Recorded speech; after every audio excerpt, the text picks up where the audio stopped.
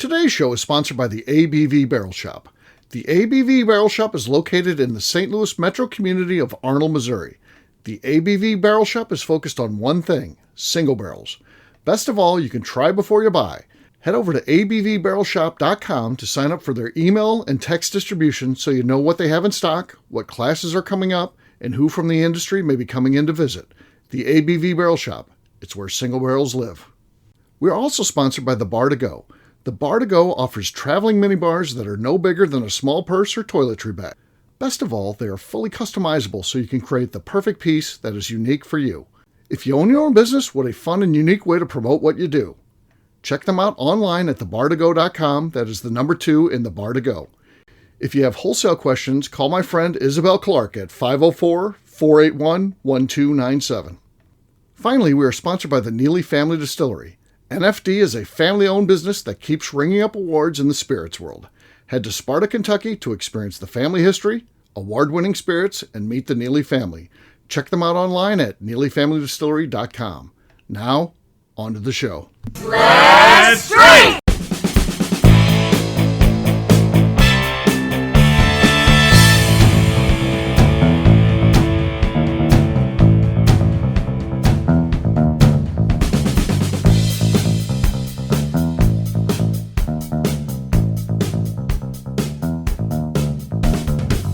Welcome to the Bourbon Daily, the podcast about everything bourbon delivered to you every day of the week. Today on the show, Steve gives a thanks after a great week in Kentucky. My name is McNew. Please join me in welcoming my co-host, Steve Akley, along with our special guests, Kathy Kuhl, Katie Joyce, and maybe Tim Swyat will join us later. Yes, we don't know about Tim. Hey, gang, what's up?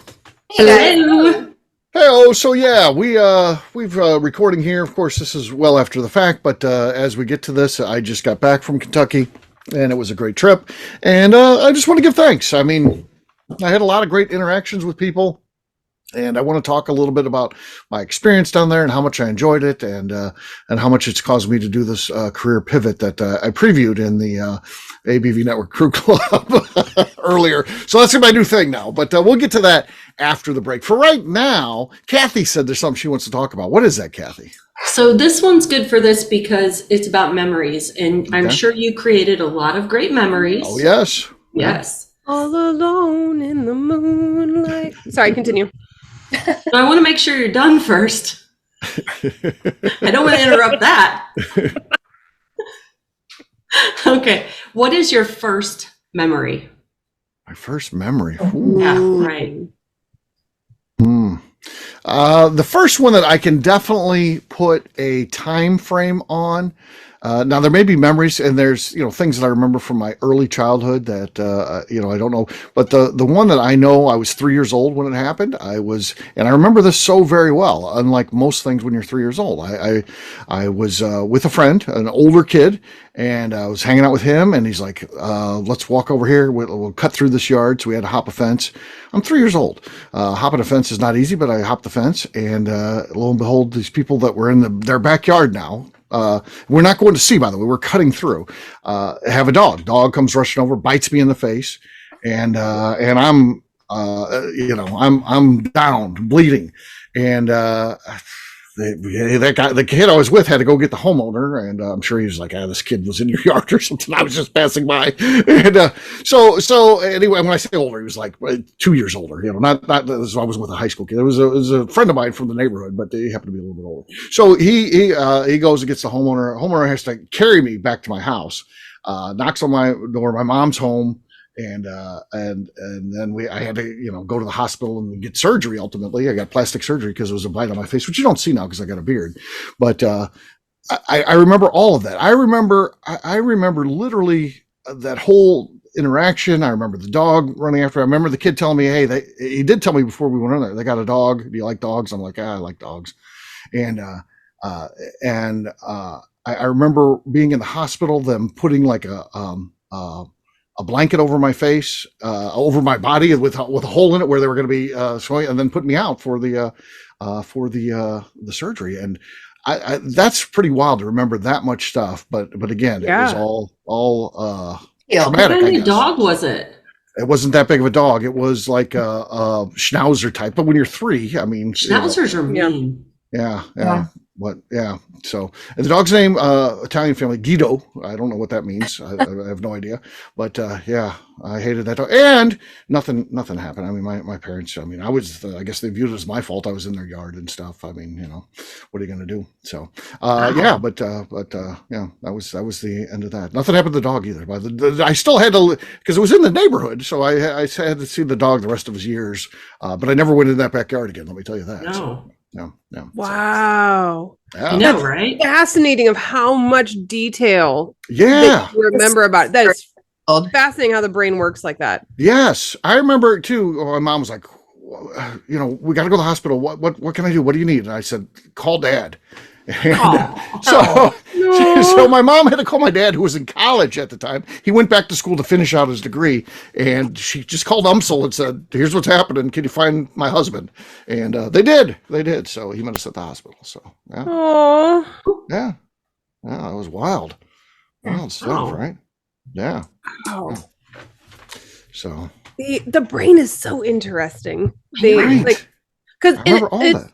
2 years old, I believe, that your hippocampus is fully developed so you can make those long-term memories. Mm-hmm. So that's very, very young. Around 3 years old, that is still very young. And especially senses of timeline as a child are so fuzzy. And so remembering, especially things in sequential order, and that detail of that's amazing because it was traumatic that your brain actually paid attention and retained all of it then because of that. That's right. Yeah, a lot of time trauma is pushed out of memory. Yeah. Yeah, I remember too. Another thing. Not his brain. He's like, no. We want you to remember. Right. We want you to remember this. We're hanging on to this. My mom, of course, is very upset when this is going on. The surgeon comes in. They have to get the specialist, the plastic surgeon or whatever. And he was like, "I'll be able to fix this. You'll never even know, Mrs. Akley, that this happened. Fuck, you can. I got a big scar right here on my face, on the side of my face. Hey, you could tell the whole time. So yeah, there was no. I don't know what the plastic surgery did versus what it would look like without it, but yeah." Oh, you're like, great. Yeah, you don't have stitch marks. It's just a big line. Yeah, thumbs up. Perfect. Yeah. Yep. Does anybody else have like early memories? I say my memory story is going to be incredibly boring in comparison.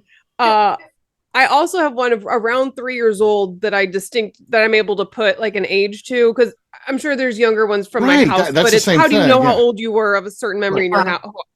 So I went to my mom's work, and she worked at a school district at the time. She was in administration, and her office, I remember being huge, which if they haven't completely redone that school, I would love to go back in now as an adult to see what size the office actually was. She did say it was a big office, but like it was massive in my brain. Like this room was like 40 feet long in my memory. And so it was not that big, but so I remember her office distinctly. I remember that in this one day I went past like the front desk into another room. My mom said I could go into this other like conference room while she was doing something, and they had a big whiteboard in there that it was like doors that folded open, and they had a bunch of dry erase markers, and I was in heaven. I thought it was the coolest thing that they had this huge whiteboard on the wall, and it had a little holder with all these dry erase markers on it. And I was just like, this is amazing. This is the coolest thing I've ever seen. And so I remember all of like in her office and walking through and seeing that and be like, oh, what is this at 3? It's amazing what's important to you, what you think is cool. Right? Yeah. My brain decided coloring book ever. Right. The discovery of dry erase markers was a very important part that it wanted me to remember. How about you, McNew? So I think I was 4 or 5, and it was Christmas. And my grandpa was like a really good woodworker. So he built me this like high chair for my dolls. It was huge. It was like a life-size doll chair, like high chair for dolls. But he was kind of like a practical guy, a cheap guy. And instead of getting it wrapped or putting it in a bike bag, I don't even know if those existed then, like the big bags for Christmas, it was in a trash bag. And I was like, why is there a trash bag under the Christmas tree? And I was massively upset about there being trash under the Christmas tree. And my mom's like, no, it's your present. And I'm like, why did he get me trash? And it was like, it's gorgeous. Like, I can see 4-year-old McNew. Oh my God. It's a trash bag, as if. Opened it. I'm like, why is there trash? Why did Santa bring trash? She's like, nope, this is from Grandpa. I'm like, why would he send trash? It was a high chair. Oh my gosh, that's so funny. For the longest That's time, hilarious. in my mom's basement somewhere. It was so pretty. That's so Not funny. impressed by the wrapping at 4 years old. Wow. Well, Kathy, you asked the question, so there has to be a good one for you. What do you got? So I was 3, and I only know this because there's a timeline involved. A new family moved in across the street, and they had a girl who was my age. So my older sister walked me across, and I remember her like, no, don't be afraid. It'll be fun. Come with me. And she introduces me to who became my best friend until I was through high school. And I remember sitting on her swing, and they had one of those where there's a chair on this side and the 2 seats. Fighter. Yeah, Right. so 4 people can sit on it, and it swings back and forth. And I remember sitting on that swing with her and being shy, but then we were best Aw. friends. You're best Aw. friends. That There you is go. so cute. Yeah, look at you. That's nice. It's nice. I love that. Yeah, there you go. On that note, guess what, gang? It is time to drink. What is everyone drinking? Let's start with Katie, who looks like she's getting ready to do a comedy bit. She's in front of her. My brick brick wall. wall. Yeah. I have some Driftless Glen. Oh, okay. ABV Barrel Shop. No, that was very un-Katie-like. It feels like that was a muffled Mike Muffle situation. It was because it sounded like a cannon on my end. No, you messed up. You didn't do your settings. Yeah. You're in a different spot. The comedy club is letting you down. I changed rooms in the house, and the microphone was like, "No, acoustics in here aren't quite right. We're not." Yeah, that was bad. That was That's legit bad. unfortunate. So there you go. You have the lead. It just is going to be easy to beat. So we'll see what happens. We'll let Kathy. Wyatt go. isn't here yet. Oh, no Swyatt. You could Kathy, have at what do you least got? tied him. Yeah, that's true. That's true. Kathy, you're next. What do you got? Pardon me. I'm going to drink the Cedar Ridge Quintessential American Single Malt with barley on With it. Barley Dog. Oh. Bottle number 3. Number 3, autographed. Potographed, I guess. Okay, there you go. Now we have a new leader. Nice bassy tone there. McNew, we'll let you go next. I have a weeded bourbon from Green River, which I didn't know they were making until I found this on a shelf. So it's exciting. Nothing. Not enough there. So Kathy still has the lead. I'm hopeful here. This is Stumpy's. This is back when he was doing the single barrels. Now he does, small batches. But back then, this is barrel 105, which was a very good one, if I remember correctly. But haven't had it in a long time. So it's just been kind of sitting here. Sometimes things get lost in the shuffle. So let's see what we got. I'm hoping because it's been corked a long time, it's like a fresh crack. We'll see. No. That was not a fresh crack. That was a sour crack. Yeah, that was terrible.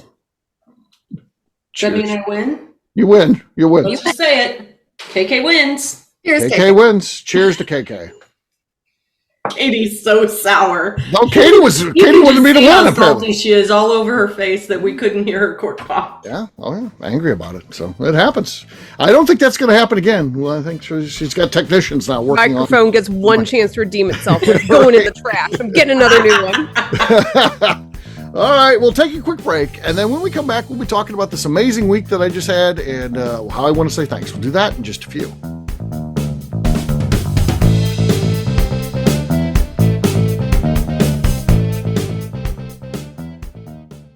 Okay, let's talk about the people that make these shows happen. First up is the Stave and Thief Society. Via their in-person class at Moonshine University in Louisville, Kentucky, the Stave and Thief Society is the place where you, a bourbon enthusiast, can expand your knowledge and emerge an executive bourbon steward. In 2017, I completed my executive bourbon steward certification. It's the most comprehensive bourbon certification available and connects you with an expansive network of bourbon enthusiasts and professionals. Check out the full listing of in-person and online certifications and join the society today by enrolling at staveandthief.com. We're also sponsored by the ABV Barrel Shop. The ABV Barrel Shop focuses exclusively on barrel picks. It's the job of owners Steve Akley and Jim Fosnot to seek out distilleries that are making the best whiskey in the world, taste through their barrels, and select the ones that are off-profile in the best way possible. They have high standards and refuse to allow anything into their store other than something they would be proud to have their name on. This leads to some really awkward conversations with distilleries that can't make it, but they do it for you, their customers. Learn more about what is going on at their St. Louis-based store by heading over to abvbarrelshop.com. Last but not least, we are sponsored by Neely Family Distillery. Royce Neely is the 11th generation distiller in one of America's oldest distilling families. A visit to Neely Family Distillery takes you through family history, where you can see all the artifacts and newspaper clippings through the years from this family that started distilling in America after James Neely arrived from Northern Ireland in 1740. Today, Royce Neely and his team are crafting some of the best spirits in America. Their bourbon and absinthe offerings keep winning top honors in the spirits competitions. Recently, their absinthe made history as the first platinum winner in the absinthe category at the San Francisco Spirits Competition. Neely Family Distillery is definitely a bucket list destination if you are a bourbon fan. Learn more about their spirit offerings, visiting their facility, and the awards they have collected over at neelyfamilydistillery.com.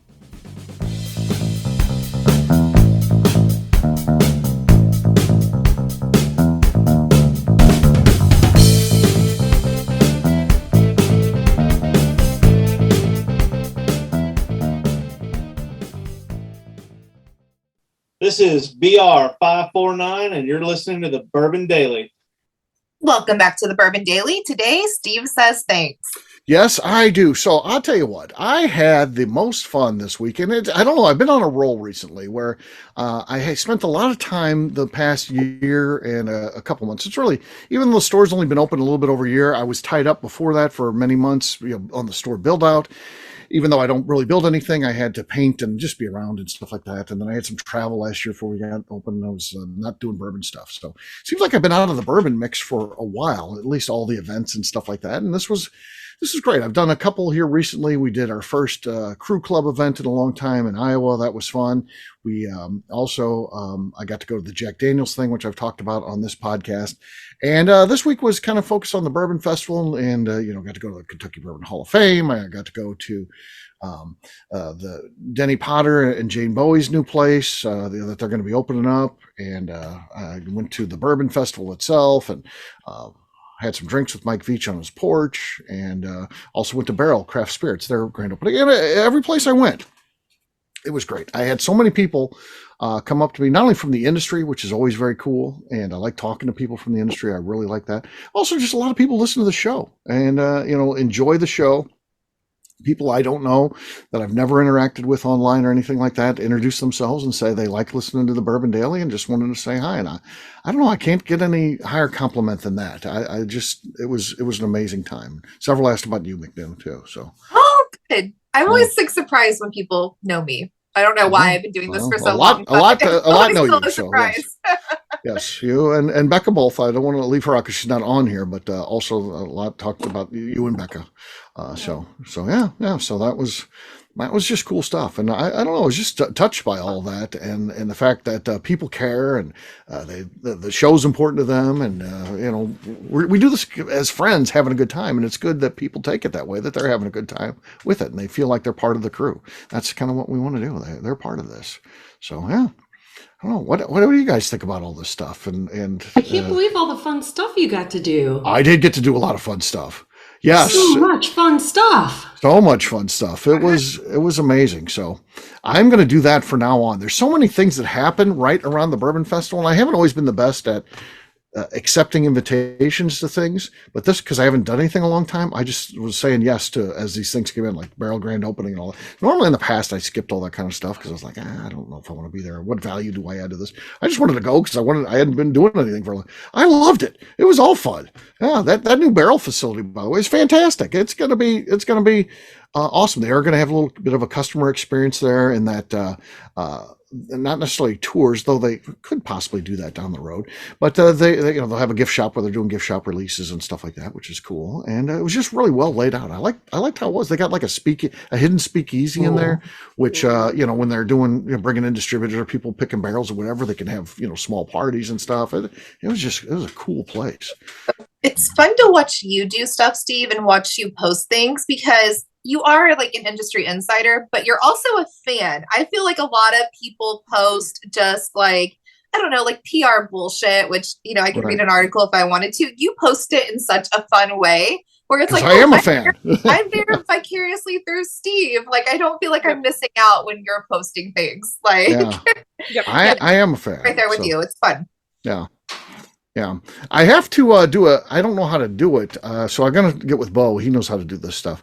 But I was mentioned in the Hall of Fame speech, not obviously by Jerry Dalton because I helped get him involved, which was cool. But the guy, Eric Gregory, who's in charge of the KDA, he's like, I got to tell you guys, before we do this first induction, which Jerry was first, he's like, I got a story to tell you. We were getting ready to take nominees, and some guy named the Bourbon Sasquatch, I'm not kidding here, folks. This is the name he uses, Bourbon Sasquatch, made a movie that's like an hour-long movie where and it was called, get ready, Get Jerry Dalton in the Kentucky Bourbon Hall of Fame. And he says this, I'm sitting in the front row because Jerry has the first table because they put him right up front because he walks with a walker. They don't want to put him in the back. So he has the closest table to the stage, and I'm at his table. And I'm right there. I'm the closest person because where I happen to sit at the table, I got the worst spot because my back's to but I just turned the chair around and then I'm fine. So when he said that, did you jump up and go, that's me, that's me? I went like this. I didn't know he paid attention to it. But then Jerry gets inducted and all that, and then he thanks me, and it was a great speech. And then afterwards, when he's getting his applause and he's leaving the stage again, he's walking with the walker kind of slow. Eric Gregory comes down and says, "Are you the Bourbon Sasquatch?" And I said, "Yes, I am." And then he announces after the speech, he's like, "I just want to tell everybody we got the Bourbon Sasquatch in the house." That's so great. So cool. Cool. So what they an have awesome story. Yeah, they have that recorded. Again, I don't know how you capture video that is out there. It's Fred Minnick stuff, but I am sure if I give him tribute that it's his video, I can get a splice of that by Bo. He knows how to grab that. So which is cool, which is very cool. So yeah.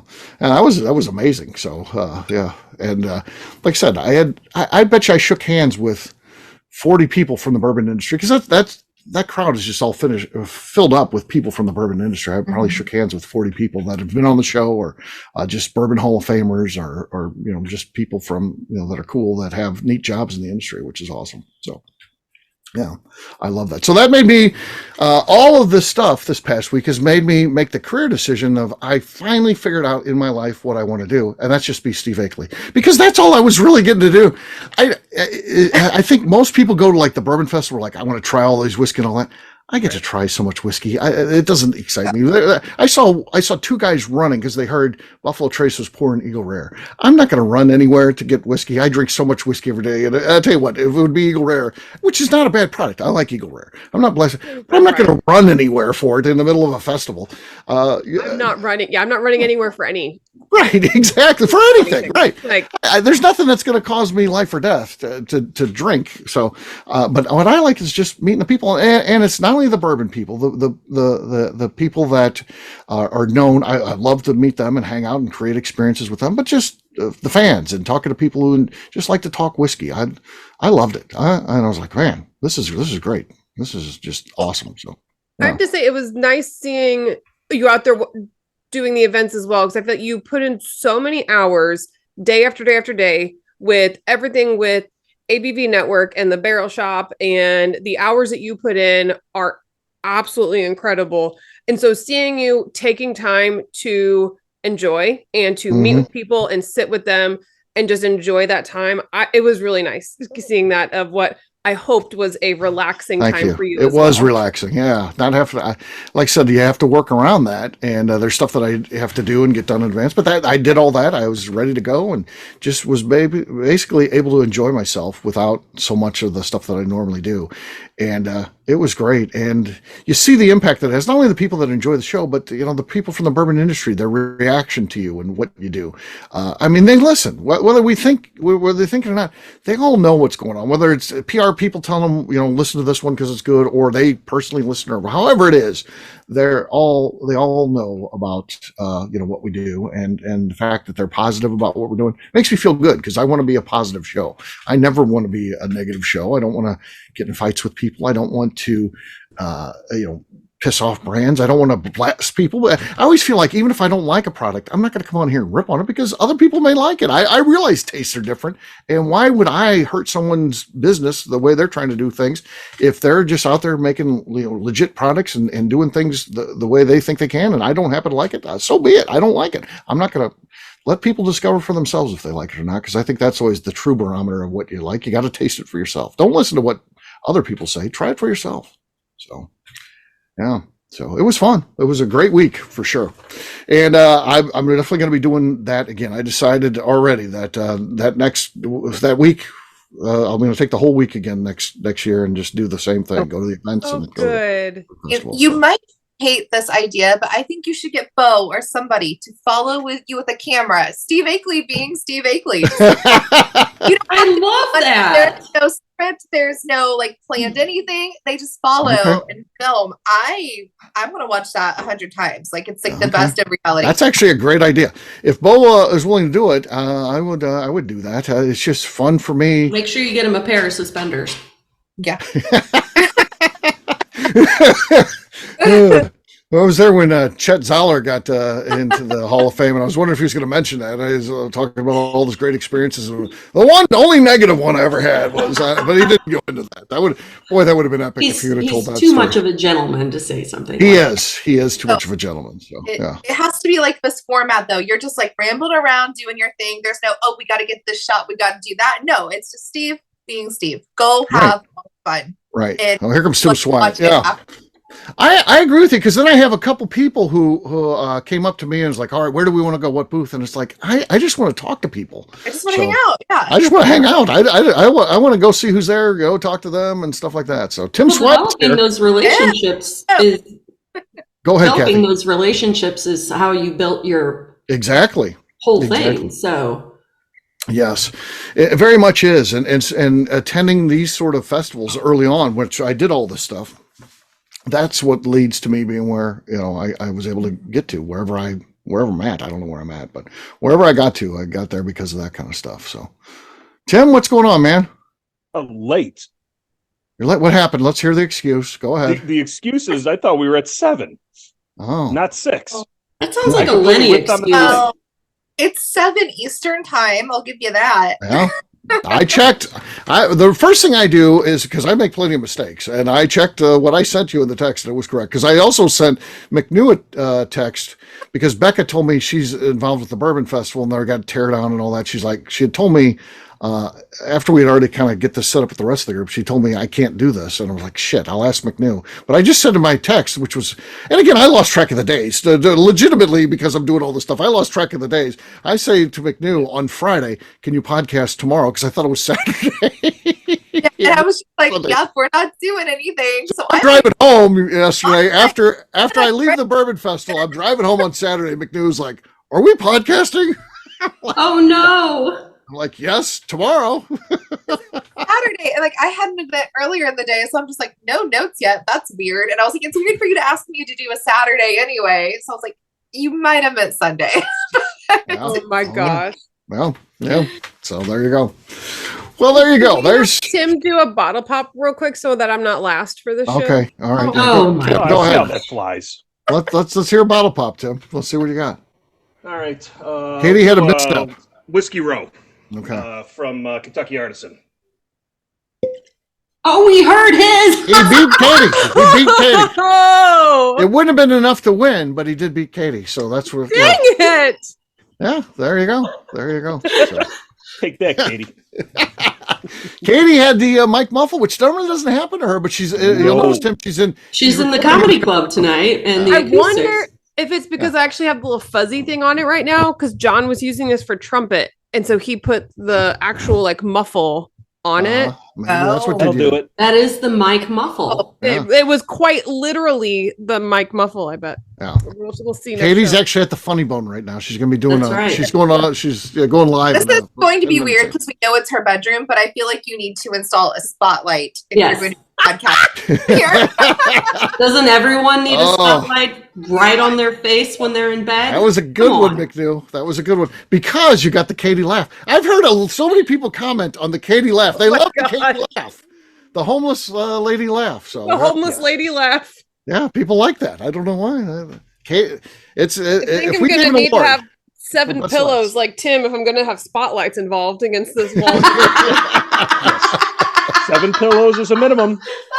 Some are for utility purposes. Some are for actually sleeping on. So it all depends. For glamour purposes, I'm gonna have a spotlight.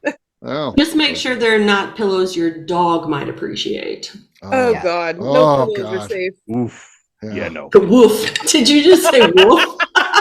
I'll tell you what, if I ever am driving around, I get stuck in a snowstorm up in Wentzville up there by Katie, I'm not staying in that guest bedroom. I'll just be like, I'll sleep out my car. Do you mind if I sleep in my car in your driveway, Katie?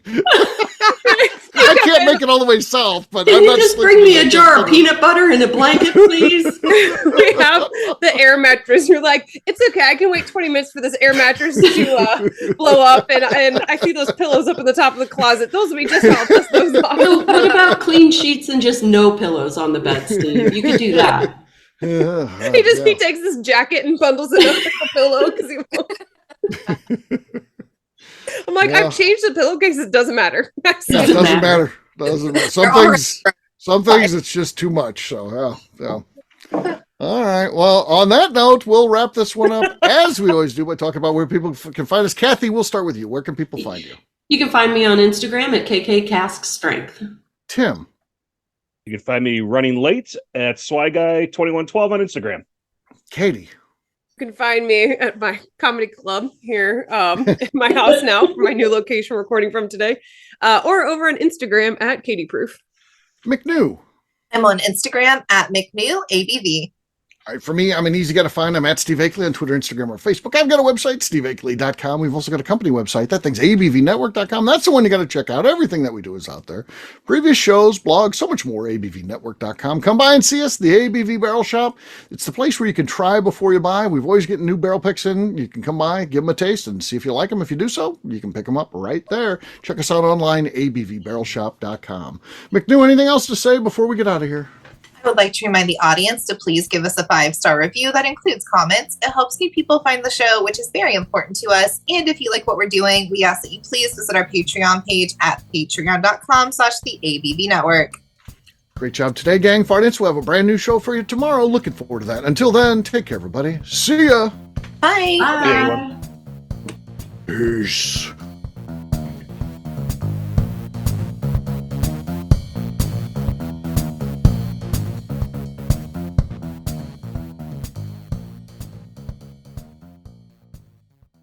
Before we finish the show, let's talk about some of the great companies that support the ABV network. First up is Moonshine Still Pro. Moonshine Still Pro is owned and operated by Russell Creed, who makes stills for the hobby distiller. He offers a one-stop shop for everything the at-home distiller needs.